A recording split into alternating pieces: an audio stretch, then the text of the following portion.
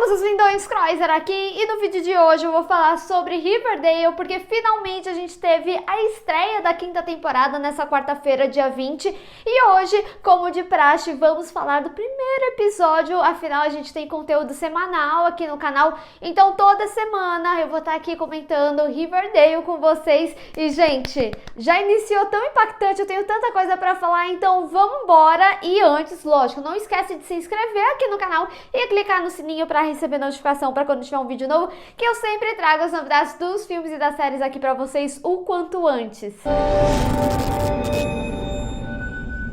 Uma das coisas que eu preciso dizer muito que eu gostei nesse episódio é que ele começou de forma muito dinâmica. Eu não senti o episódio passando simplesmente. Isso foi um aspecto que eu falei no meu vídeo anterior, que eu achava que justamente pela temporada iniciar no final, a gente já estaria com os eventos bem quentes, então realmente a temporada ela iniciou de forma bem quente, não tão devagar, que é geralmente Riverdale quando vai introduzir os mistérios da temporada. Eu acredito que inclusive essa lentidão inicial vai ficar ali pro quarto episódio, meio que pra te situar o que aconteceu no salto temporal de 7 anos. Então realmente foi muito empolgante ver esse episódio já no gás, com as coisas acontecendo, porque eu acho que é assim, a série, quando ela tem várias temporadas, você já conhece aqueles personagens, você já sabe qual que é o ritmo da série, que vai se envolver em mistério mesmo, então não tem por que ficar enrolando como se tudo fosse uma grande apresentação, que nem como se fosse na primeira temporada.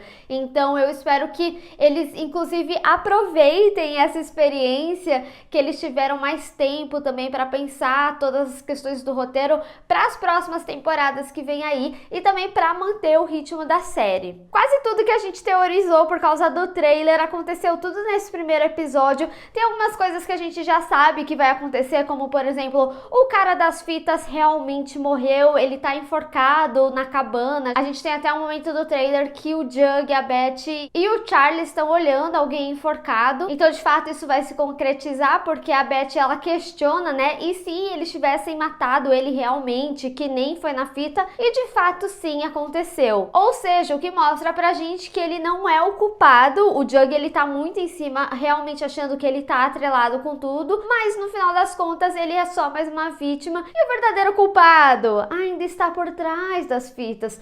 Ai, Charles, revela logo que é você, que a gente já sabe. E no meu vídeo anterior eu tinha falado sobre a possibilidade do pessoal da Stonewall estar envolvido de alguma forma com todo esse rolê das fitas, e de fato me pareceu que sim, afinal eles conseguiram toda essa informação da sociedade secreta dos filmes por causa da visita que eles fizeram pro Brett. Então ele sabe mais informações, não acho que é só pelo fato dele estar ali na cadeia que ele vá saber coisa ou outra, ele realmente tá por trás, tá envolvido aí no plano, até porque a gente não pode esquecer que quem prendeu o Brett foi o Charles. Então assim, tá ali nos combinados, já tinha também as fitas, né, lá na Stonewall também. Então eu realmente acho que os mistérios da quarta temporada, que era tanto o mistério do Jug com a Stonewall e também as fitas, elas vão acabar se entrelaçando de alguma forma sim. O berro que eu dei com a JB no meio da galera, mas assim, faz super sentido, porque querendo ou não, se a gente pensar no background da personagem, ela sempre esteve envolvida com coisas meio estranhas por causa da mãe dela, meio que nos underground realmente da cidade, então faz sentido com que ela esteja lá. Eu achei bem interessante que a Beth tenha usado a fita de infância do pai dela para entrar nessa sociedade secreta dos filmes, das fitas e tudo mais, mas ao mesmo tempo eu fico pensando que eles sabem quem é a Beth. Eu não sei por que eles não pensaram nisso.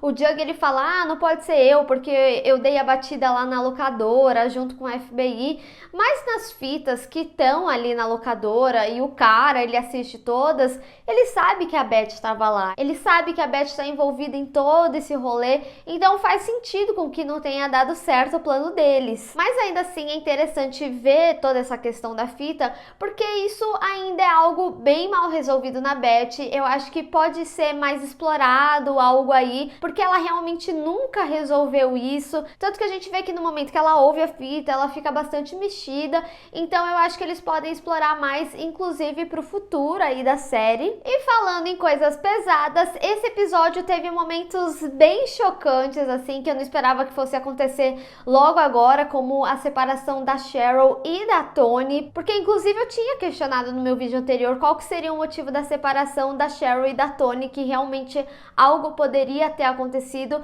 e agora algumas coisas ficam mais esclarecidas pra mim, porque como eles aproveitaram o fato da Vanessa Morgan estar grávida, a Tony ela também aparece grávida depois do salto temporal, então com toda essa questão das famílias, faz sentido dela ter tomado um rumo diferente, até porque tinham saído algumas matérias falando que a Cheryl ia sofrer, mas assim, a Cheryl sempre sofre, mas agora faz muito mais sentido, principalmente porque a gente vê que existe uma grande rivalidade entre as famílias, então a gente provavelmente vai ter alguns momentos aí em que elas querem estar juntas, mas ao mesmo tempo elas sabem que não podem. Talvez o fato da Tony se tornar a líder dos Serpentes também seja algo que pese, até porque eu acredito que a série vai explorar mais o passado aí dos Blossoms e também da Tony. Isso assim, é especulando a partir do que a gente viu nesse primeiro episódio, juntando as informações que a gente tem do que tá confirmado para essa quinta temporada. É lógico que tudo que tá acontecendo agora a gente vai pensar no salto temporal, as consequências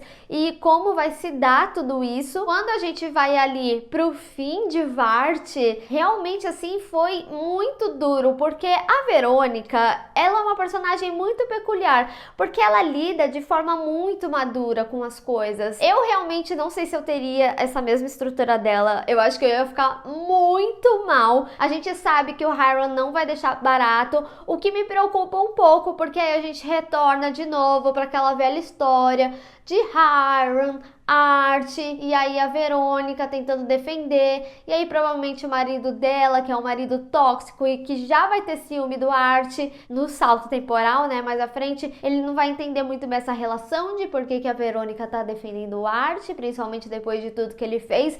Então eu fico só com receio de como eles vão aproveitar toda essa questão e tomar cuidado para não se tornar uma repetição, porque pelas minhas contas isso já seria tipo a terceira vez que eles repetiriam esse mesmo arco de Hiram querendo acabar com a Art de alguma forma, e muito porque tá relacionado com a Verônica. E assim, eu fico com medo do futuro da Verônica, porque ela é realmente muito amadurecida e foi muito fofa a cena dela com a mãe dela contando pra mãe o que tinha acontecido no baile, o que ela tinha descoberto, que o Art contou pra ela do beijo com a Beth e tudo mais. E é muito duro pensar que depois do salto temporal, a Marisol Nichols não vai estar na série, então ela não vai ter uma representação feminina, essa amiga que a mãe dela acaba sendo muitas vezes, e ela vai acabar tendo que lidar só com os caras que acabam sendo bem tóxicos na vida dela, né? O pai dela, mesmo que, por exemplo, ele vá atrás do Art para proteger a filha, ainda assim ele acaba causando atitudes e também causa com ela mesmo, né? Toda a questão do speakeasy ali, essa briga contínua que eles têm, e agora toda essa questão do marido, dele não ser um marido legal. Realmente me preocupa o futuro da Verônica e também do estado mental dela. Eu espero que ela tenha um suporte muito grande das amigas, apesar que agora a gente não sabe como que vai ficar a situação com a Beth, né? E gente, o baile, que coisa fofa e chocante ao mesmo tempo, né? Com toda aquela invasão. E, gente, me perdoa, eu juro, eu não tô querendo ser ofensiva, mas o Art, eu não aguento com ele. Tá na hora desse garoto parar de fazer bobeira. Mas eu li uma matéria super interessante depois do episódio, que o KJ Apa, ele deu uma entrevista falando que depois dos 7 anos aí do salto temporal, o Art, ele vai estar mais maduro. Eu realmente tô esperando por isso, porque ele realmente fica fazendo um problema atrás do outro, tendo atitudes imaturas, tipo respondendo o cara da escola que ele ainda poderia fazer parte, que eles deveriam manter contato, e ele rejeitando tudo. Eu sei que muito tem a ver com como o roteiro quer se direcionar para o Art ficar ali em Riverdale. Inclusive ele vai ser o grande pivô para chamar todo mundo de volta para a cidade, mesmo que ele possa sair por um período. Ainda assim o Art, ele é a pessoa que é da cidade. Ele discutia muito isso, né? Essa relação com o pai dele sobre ficar em Riverdale, que ele não queria ficar enfurnado. E no final das contas, talvez seja o destino dele aí em ficar na cidade. Principalmente porque ele sempre teve muito perdidão, né? Tanto com relação à música, agora com toda essa relação do boxe. Então eu realmente espero que o Art ele esteja mais amadurecido depois dos 7 anos, para ele ter pelo menos atitudes mais pensadas. Mas ao mesmo tempo, essa parte da luta me chama bastante atenção que eles tenham introduzido o K.O. Kelly agora. Eu amei a mãe do Art tapando o olho quando ele levou um porradão. Isso é muito coisa de mãe. E eu lembro que na época eu tinha lido algumas matérias que realmente o K.O. iria aparecer em Riverdale. Ou seja, eu acho que essa menção de Kate Kinney, mesmo depois do cancelamento, foi um desencontro de datas, mas faz parte do enredo de Riverdale.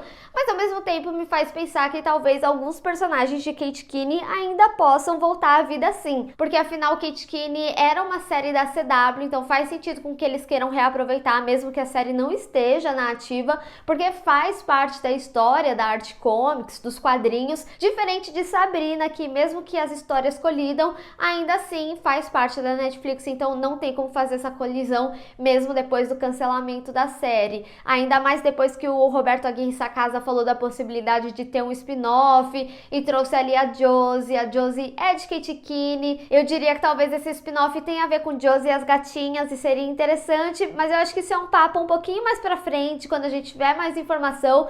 Mas fica aqui a minha previsão pro futuro desse novo spin-off de Riverdale que o Roberto quer fazer. Mas sem mais enrolações, então no final do episódio a gente se depara com Art recebendo uma nova fita e é o momento do Blackwood, que ele aponta a arma na cabeça dele e me parece ser bem gatilho pro Art. Então é bem interessante, que nem eu tinha falado, né? Ainda tem alguns aspectos que parecem que vão ser trabalhados aí na Beth com toda essa relação do Blackwood, mas parece que tá voltando. Será que eles vão introduzir mais coisas sobre o pai da Beth? Mas eu quero saber de vocês, o que vocês acharam desse episódio, o que vocês esperam pro futuro da série, quais que são as suas teorias, vamos discutir. Bem, pessoal, espero que vocês tenham gostado desse vídeo, não esqueça de deixar o seu gostei e compartilhar nas redes sociais, inclusive me segue lá, se inscreve no canal e clica no sininho para receber notificação para quando tiver um vídeo novo. Te vejo no próximo, tchau!